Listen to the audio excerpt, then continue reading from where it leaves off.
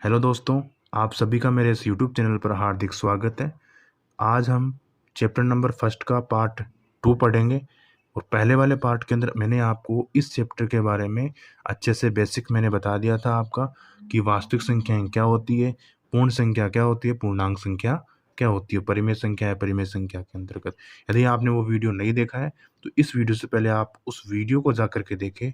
उसमें जो चीज़ें समझाई गई है वो चीज़ें पहले आप समझिए, उसके बाद इस चैप्टर पे आइए, इस पार्ट पे आप आइए। यदि वो अच्छे समझ जाओगे तो आपको यहाँ पे कुछ भी दिक्कत नहीं आने वाली है। तो पिछले वाले वीडियो का मैं लिंक आपके इस वीडियो के डिस्क्रिप्शन में मैं दे दूँगा, तो वहाँ से क्लिक करके आप उस वीडियो को देख सकते हो। तो अब हम चलते हैं हमारे इस वीडियो के अंतर्गत।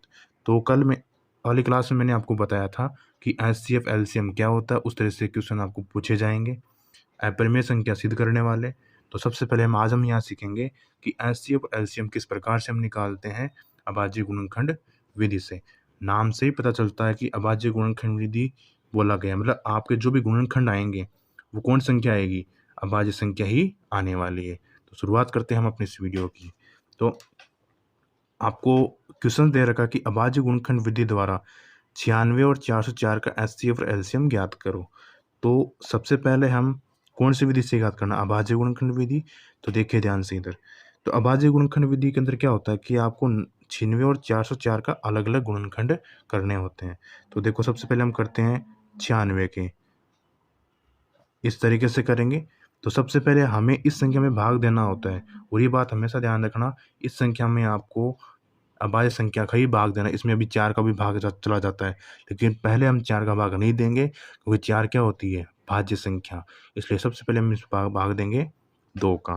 तो 2 का भाग इसमें कितनी बार जाएगा, तो 2 चौक 8, हासिल लगी 1, 2 अट्ठे 16। 2 का 48 के अंदर भाग जाएगा, 2 दूनी 4, 2 चौक 8। फिर 2 का 24 के अंदर भाग चला जाएगा 12 बार। उसके बाद 2 का भाग 12 के अंदर 6। उसके बाद 2 का भाग 6 में 3 बार, तो 3 का भाग 1 में 1 बार। इसी प्रकार हम देखते हैं 404 का भी। तो सबसे पहले हम किसका भाग देंगे, 2 का। तो 2 दूनी 4, यहाँ कितना आ जाएगा 0। 2 का भाग 4 में 2 बार। फिर 2 का भाग 1, 2 में 1 बार, 0, 2 एकम। तो अब यहाँ पे 101 क्या आ गई आपके पास, एक अभाज्य संख्या आ गई। और अभाज्य संख्या कौन सी होती है, ऐसी संख्या जिसके अंदर उसी संख्या का भाग जाता हो। तो यहाँ पे 101 का ही भाग लगेगा और कितनी बार चला जाएगा यहाँ पे। अब आपको क्या चाहिए, एचसीएफ और एलसीएम चाहिए ना। तो एचसीएफ निकालने के लिए क्या करो आप, सबसे पहले इसके गुणनखंड लिख लो आप। 96 के टुकड़े कितने हुए, 2 कितनी बार लिखा हुआ है इसमें, देखो 1, 2, 3, 4, 5 बार। 2 की पावर 5 और गुणा में 3। इसी प्रकार 404 में क्या है, 2 की पावर 2 गुणा 101। अब हम सबसे पहले निकालेंगे एचसीएफ, उसके बाद निकालेंगे हम एलसीएम। अब देखो ध्यान से, एचसीएफ का मतलब होता है हाईएस्ट कॉमन फैक्टर।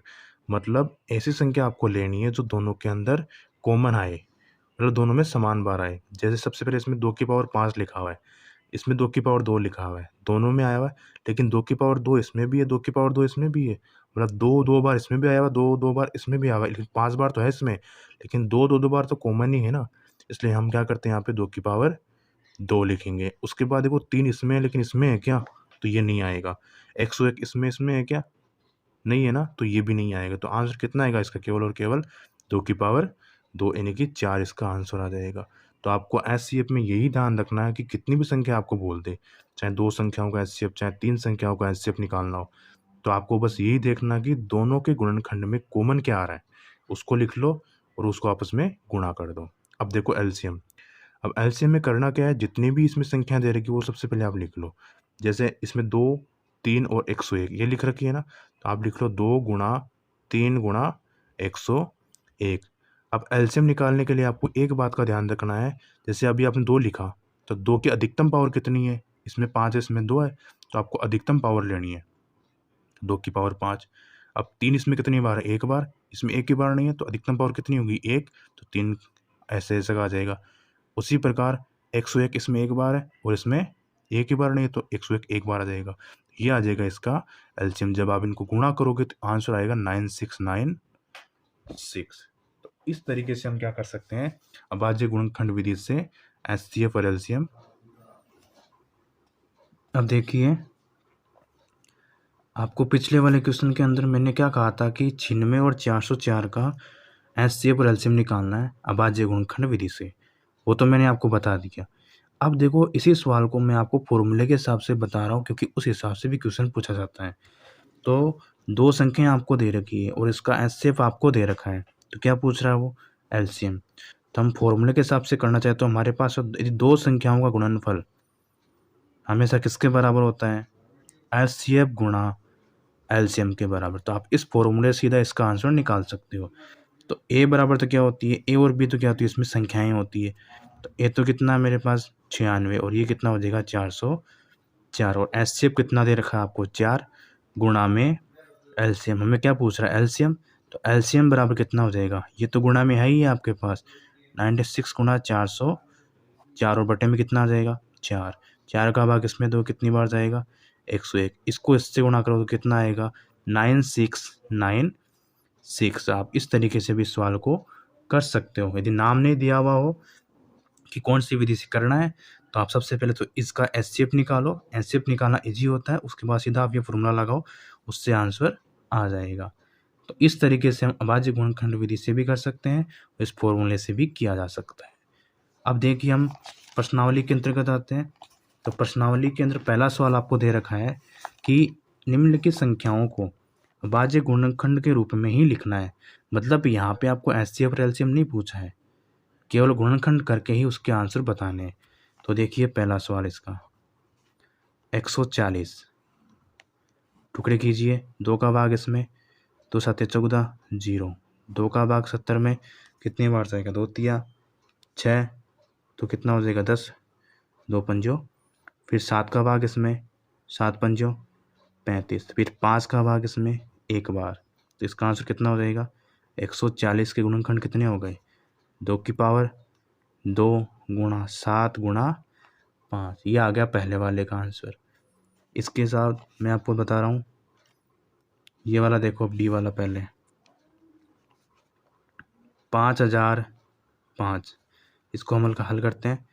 तो इसके सबसे पहले क्या करो आप? टुकड़े, वही पहले किसका भाग जाएगा इसके अंदर? 5 का भाग। तो 5 एकम 5, 0 0, 5 एकम 5। उसके बाद इसमें किसका भाग जाता है? 7 का, क्योंकि देखो 7 का भाग दोगे आप, इसमें कितनी बार जाएगा? 7 एकम 7, कितना बच गया? 3, 3 का 30 होगा, 7 चौक 28, 7 तिया 21। उसके बाद फिर से इसमें किसका भाग जाएगा आपके? अब 11 का भाग। 11 का भाग इसमें जाता है 13 बार। कितनी बार जाएगा? 13 बार। फिर 13 का भाग इसमें कितनी बार जाएगा? 1 बार।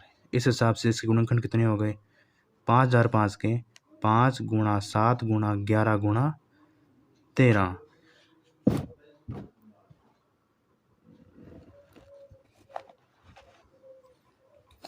कितने हो जाएंगे ये वाले?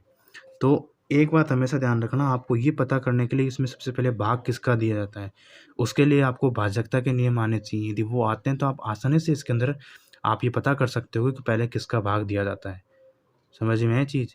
तो यहाँ पे जैसे अभी 5 का नियम देना था आपको, तो लास्ट में कितना है? 5, तो इसमें 5 का भाग पहले दिया जा सकता है। समझ में? इस हिसाब से। अब देखो इसके बाद ई वाला देखिए आप, 7429। क्या निकालना है इसका? अभाज्य गुणनखंड के रूप में इसको लिखना होगा। तो 7429 सबसे पहले इसके अंदर किसका भाग जाएगा? आपके 17 का भाग। किसका भाग? 17 का भाग जब आप इसमें दोगे तो कितनी बार जाता है? 437 बार। उसके बाद आप भाग दोगे किसका इसमें? 19 का। 19 का इसमें भाग दोगे कितनी बार जाएगा आपके पास? 23 बार। फिर 23 का भाग दोगे इसके में कितनी बार जाएगा? 1 बार। तो इसके गुणनखंड कितने हो गए? 17 गुणा 19 गुणा 23। तो मेन चीज़ इसमें दो, ये वाला और ये वाला सबसे ज़्यादा इंपॉर्टेंट सवाल है। तो ये दो मैंने आपको बता दिए, और ये वाला इजी है ही आपके पास। आप इन दोनों को ट्राई कर